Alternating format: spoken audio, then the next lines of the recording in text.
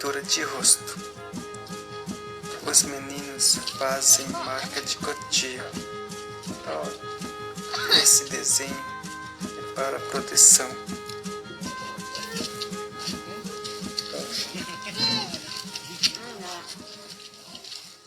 Já nas meninas é feita um pé de saracura. Também é para proteção.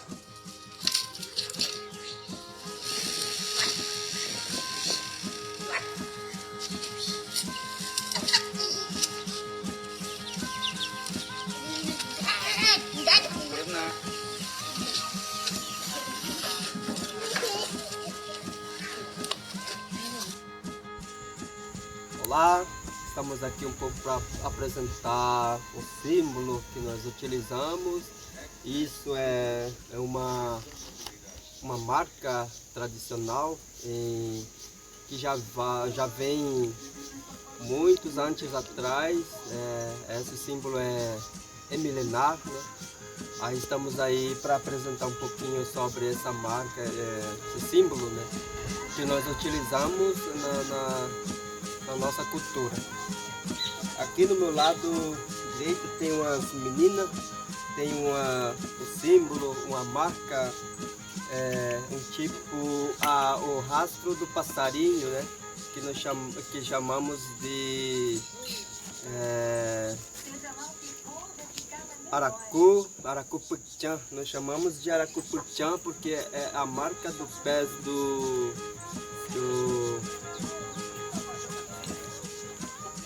saracura, né? É uma marca do pezinho de saracura. Esse é o símbolo que é utilizado nas meninas, uma marca feminina. Então aqui ao lado da esquerda tem uns meninos. Então a marca chamamos de marca de dente, né? Uma dente de acutiraim. Chamamos de acutiraim porque tem uma marca, esses dois lastrinhos, dois risquinhos.